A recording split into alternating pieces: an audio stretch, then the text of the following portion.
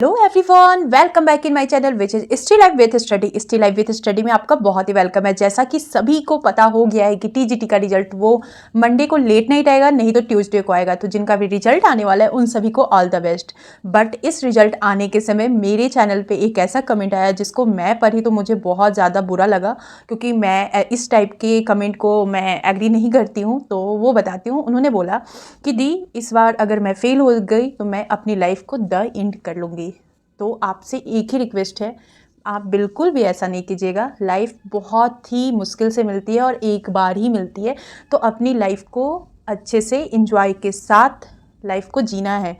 हर दिन जो सुबह होती है ना, तो हर दिन आपका क्या कहते हैं, मरा एक बार जाता है, लेकिन ज़िंदगी जो है ना वो हर दिन मिलती है। तो हर दिन जो सवेरा आप देखते हैं, जो सुबह होती है, तो उस दिन सबसे पहले आप ब्लेसफुल रहिए। 24 आवर्स में से हाफ एन आवर्स ऐसा निकालिए जिसमें आप अपने गुरु को, जो भी आपके ईश्वर हैं, जो भी आपके अल्लाह है, अपने रिलीजन के हिसाब से आप जिनको मानते हो, आप उनसे बातें कीजिए और आप ये देखिए कि मेरी कमी क्या है। फेल ऐसा नहीं कि आप ही एक इंसान है जो फेल हो रही हैं, हम लोग फेल नहीं हो रहे, सब फेल। जो भी मेहनत करेगा ना वो फेल होगा और अभ्यास करते करते पास होगा। तो फेल होना स्वाभाविक है, लेकिन अगर इस फेल से आप अपनी लाइफ को एंड कर दोगे, द एंड कर दोगे जैसा कि आप बोल रहे हो, तो आप बहुत बड़े कायर हो। जब आप मैदान में उतरे हो तो हार और जीत दोनों होती है। हार से क्या है, हमें सबक लेना चाहिए, और जीत से हमें सीखना चाहिए कि हमने इतनी मेहनत करके ये पद, ये प्रतिष्ठा हासिल की है, तो उसका मान रखना है। ठीक है। कुछ टाइम पहले एक जिनका मैं, जैसा कि आप लोग को पता है कि 3.0 का जो 6 to 8 का 2 नंबर से मेरा नहीं हुआ था, उसमें एक कमेंट ऐसा आया था कि जिनका मैंने यही एक क्वेश्चन किया था कि अगर आपको, सरकार से क्वेश्चन किया था कि अगर आपको आरक्षण देना है, सब कुछ देना था, आप सारी बेनिफिट दो, सब कुछ दो, बट एटलीस्ट 39 नंबर पे नहीं लो, क्योंकि जिनका 90 नंबर पे आप नहीं ले रहे हो और 39 नंबर पे आप जॉब दे रहे हो, वो भी मैथ्स वाले सब्जेक्ट में। मैथ्स का आपको पता है ना कि कितना, तो वो क्या ही पढ़ाएंगे। तो उस पर एक ऐसा कमेंट आया था ना कि अब आप लोग हमारे खेतों में ये करोगे तो उससे ना उनकी पता चलती है कि उनकी मानसिक स्थिति क्या है। तो मतलब उनकी जो मानसिक स्थिति है, और उनका पता चल रहा है कि वो जिस पद पे गए हैं, सरकार ने जिस पद पे उनको टीचर के रूप में अपनाया है, क्या वो बच्चे को क्या सिखाएंगे। तो इसीलिए मैं कहती हूँ कि आप जिस भी पद पे जाओ, आप अपने पद की, अपने मान मर्यादा की, उस पद की एटलीस्ट ये करो कि हाँ, मैं अब टीचर बन गई हूँ, तो मेरा जो कर्तव्य है उसको सही से मुझे पालन करना है। उसके बाद मैं आपको बताना चाहती हूँ कि फेल अगर आप हो रहे हो, ठीक है, तो आपको अपनी कमी को ढूंढना है, आपको अपना देखना है कि हाँ, मेरी क्या कमी रह गई है, और उस पर काम करो। और अभ्यास करते करते ना एक दिन आप जरूर पास करोगे। संघर्ष किसके जीवन में नहीं होता है, हमारे जीवन में है, आप जो देख रहे हो आपके जीवन में भी है। लेकिन हम लोग क्या है, हम लोग ईश्वर के ही अंश हैं, तो संघर्ष तो होगा ही। जब ईश्वर हैं, उनके लाइफ में इतना संघर्ष है। राजा राम के बारे में आप सभी सुने होंगे। शाम को क्या था कि नेक्स्ट डे जो अगली सुबह होगी ना, उसमें उनका राज तिलक होने वाला था, और उसी रात में उनको वनवास के लिए भेजा गया। तो अगली सुबह क्या होगी, राज तिलक हुआ या फिर उनका वनवास हुआ। वो तो भगवान थे ना, वो चाहते तो संघर्ष नहीं करते, लेकिन उन्होंने संघर्ष किया, और उसके बाद भी, वनवास के बाद भी उनको चैन नहीं मिला। वहाँ से सीता हरण हुई, लड़ाइयाँ हुई, जो कि आप लोग को पता है, ये सबको पता है कि कितना कष्ट उनकी लाइफ में हुआ।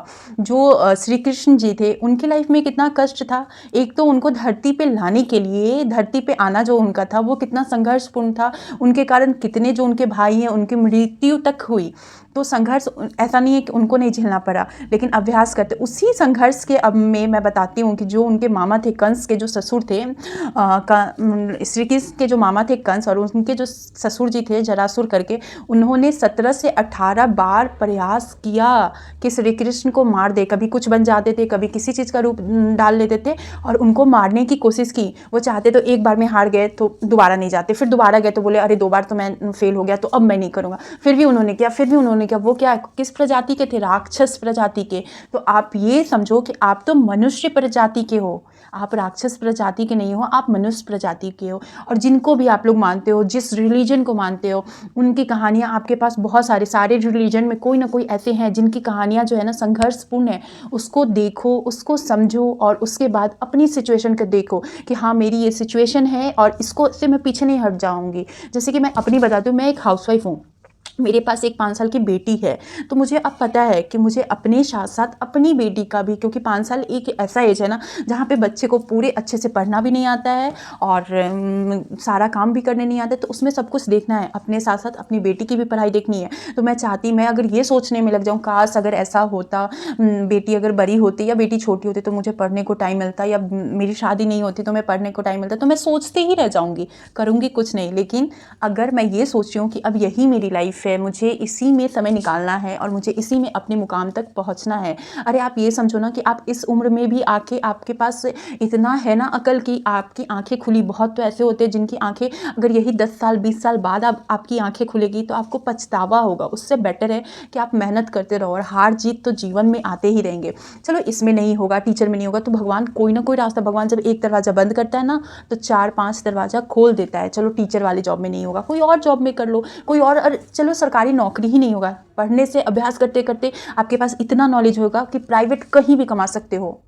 अगर आपके पास नॉलेज है, ज्ञान है ना, तो आप भूखे नहीं मरोगे, प्राइवेट कहीं भी कमा सकते हो। अभी आपके पास उम्र है इसलिए आप सरकारी की मेहनत कर रहे हो ना। मेरे पास अभी एज है तो इसलिए मैं सरकारी लाइन में जाना चाहती हूँ। आपके पास एज है इसलिए आप सरकारी के लिए मेहनत कर रहे हो। जिनके पास एज नहीं है, जिनकी मजबूरी है, जिनके पास खाने को 2 रुपये भी नहीं है, 2 रोटी नहीं है, वस्त्र नहीं है, तो वो तो प्राइवेट करके कमा ही रहे हैं ना, और संघर्ष कर रहे हैं। तो संघर्ष हर एक लाइन में है। तो प्लीज़ आप लोग फेल होने से बिल्कुल भी नहीं डरो। अगर फेल हो भी गए हो तो, या फेल होने वाले हो, जो भी आपको फील हो रहा है, तो आपको अपनी कमी देखना है। हाँ, बुरा लगता है, फेल होने से बहुत बुरा लगता है। मैं तो रो देती हूँ, मैं एक दिन मैं ही जानती हूँ कि मैं क्या कर पाती हूँ उस दिन। लेकिन हाँ, मैं खुद को मोटिवेट करती हूँ, मैं सोचती हूँ कि मेरी ये गलती है। जैसे कि 3.0 से भी मुझे अपनी गलती का एहसास हुआ, उसके बाद मेहनत करी और आज न कल सफल हो जाएगा। तो चलिए इस वीडियो को यहीं पेंड करूँगी। अब मिलूंगी किसी और वीडियो में, तब तक के लिए tata bye bye, take care.